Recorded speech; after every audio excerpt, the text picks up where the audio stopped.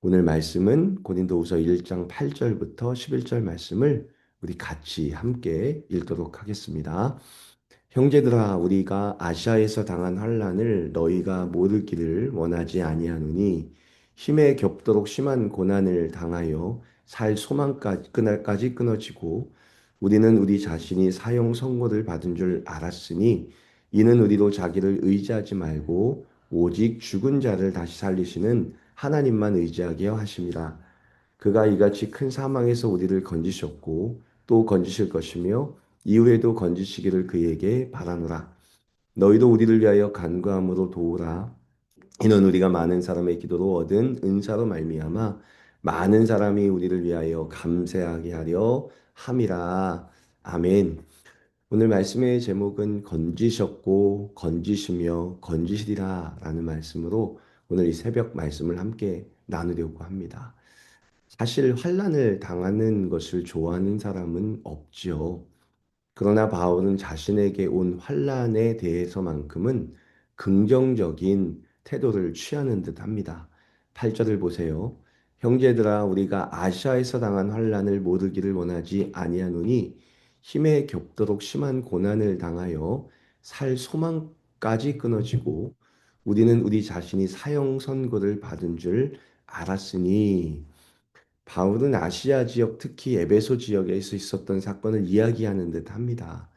그곳에서 아데미 신전 숭배자들과 은장색 데메드리오가 일으킨 폭동 때문에 생명의 위협을 느낀 적이 있었거든요. 또한 가는 곳마다 유대인들이 따라다니면서 바울을 죽이려 했던 극심한 박해도 있었습니다. 어떤 일이 그를 살 소망까지 끊어지게 만들었는지는 자세히 나와 있지 않지만 그럼에도 그런 고백을 할 만큼 심리적이고 물리적으로 막다른 골목에 처했던 자신의 상황이 있었다라는 것을 살 소망까지 끊어졌다라는 말로 말하게 되는 거죠. 그러나 이때 바울의 진가가 발휘됩니다. 보통 사람 같으면 자신을 괴롭히는 환난과 심한 고난 앞에 설 때에 살 소망이 진짜 끊어지거나 아니면 잠시 피신할 곳을 찾을 겁니다. 숨을 곳을 찾을 수도 있겠죠. 그러나 바울은 그런 환난과 극심한 고통 가운데서도 너무도 신앙 고백을 멋지게 해내고 있다는 거지요. 9절입니다. 우리는 우리 자신이 사형 선고를 받은 줄 알았으니 이는 우리로 자기를 의지하지 말고 오직 죽은 자를 다시 살리시는 하나님만 의지하게 하려 하심이라 라고 고백하고 있습니다.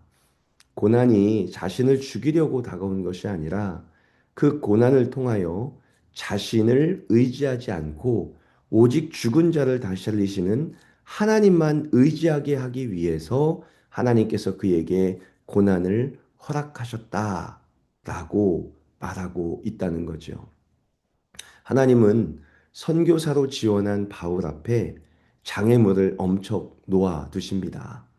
질병, 박해, 살해 위협, 사람이 태어나서 당할 수 있는 모든 고난이란 고난을 바울 앞에 놓아두시고 바울은 이 모든 것을 다 경험합니다.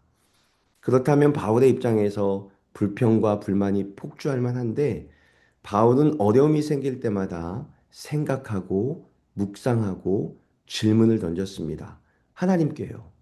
하나님, 이런 시련과 절망 앞에 서게 하신 이유가 무엇입니까?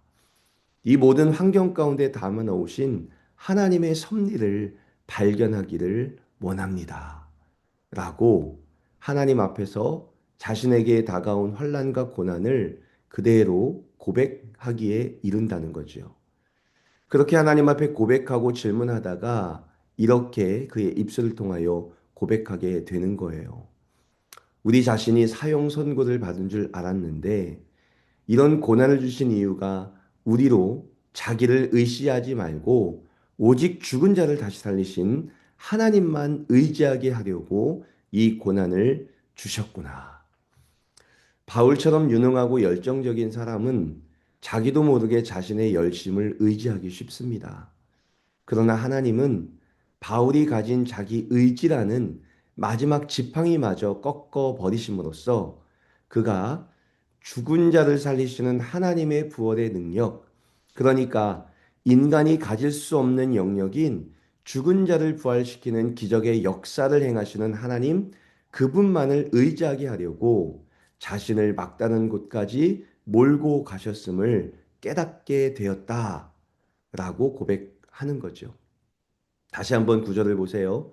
우리는 우리 자신이 사형 선고를 받은 줄 알았다. 이미 판결이 내려져서 돌이킬 수 없는 상태, 자신의 힘으로는 도무지 바꿀 수 없는 확률이 0%가 되었을 때 비로소 죽은 자를 살리시는 하나님의 능력이 개입할 공간이 생겼다라고 고백하는 거죠. 바울은 자신의 무력감 0%를 하나님의 전능함 100%로 갈아 끼우는 과정으로 겪었다라는 것을 믿음으로 고백하고 있어요. 하나님은 자신의 힘으로 무언가를 할 수 있다고 여기며 열정을 내뿜는 바울에게 고난을 계속 허락하시면서 바울의 내려놓음을 기다리는 듯 하셨습니다. 결국 자신의 힘이 다 빠지고 도무지 헤어나올 길이 없어 두 손 두 발 들고 하나님께 항복하고 하나님의 도움을 요청할 때 하나님은 예수 그리스도를 부활하신 그 능력으로 바울의 삶에 깊이 개입해 주셨다고 바울은 고백하는 거죠. 결국 하나님은 바울의 손에 들린 자기 의지라는 지팡이를 꺾으시고 대신에 하나님의 능력이라는 새 지팡이를 쥐어 주셨습니다. 내 힘으로는 도무지 바꿀 수 없는 확률 0%의 절망 앞에 서 있는 사람에게 그때가 바로 죽은 자를 살리시는 하나님의 100%의 능력이 삶에 개입하는 골든타임이다라는 것을 바울의 삶을 통해 보여주고 있는 거죠. 바울처럼 우리도 고난 앞에 서 있을 수도 있습니다. 그러나 여러분, 고난 앞에 설 때에 질문하기를 멈추지 마십시오. 그 질문의 끝에서 우리는 나를 포기하고 하나님을 온전히 붙드는 진짜 능력을 경험하게 될 것입니다. 바울이 말한 것처럼 그가 이같이 큰 사망에서 우리를 건지셨고 또 건지실 것이며 이후에도 건지시기를 그에게 바라는 믿음은 어제의 은혜를 기억하면서 내일의 폭풍우 속으로 당당히 걸어 들어가는 성도의 가장 강력한 무기가 된다는 거죠.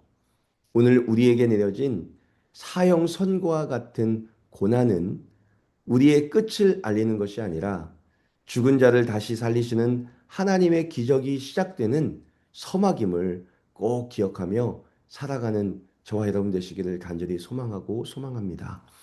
환란이 닥쳐올 때 이를 위해 무릎을 꿇을 때 그 기도는 응답이 되고 그 응답은 결국 수많은 사람들의 입술을 통해 하나님께 드리는 풍성한 감사의 축제로 이어지게 될 거예요.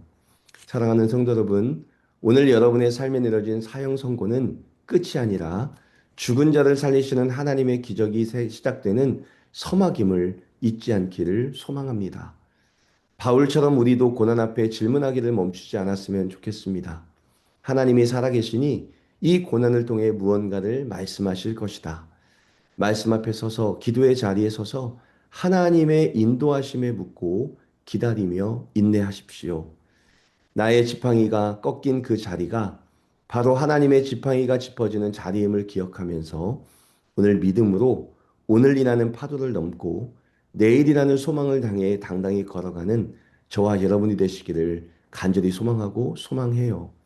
오늘도 고난을 당하는 자가 있다면 하나님께서 이 고난을 나의 삶에 허락하신 이유가 무엇인지를 말씀과 기도 앞에서 찾아내기를 간절히 소망하고 하나님의 만져주심과 하나님의 인도하심이 기도하는 그 자리에서 경험되어지는 날이 오늘 이 새벽의 자리가 되기를 간절히 소망하고 소망합니다.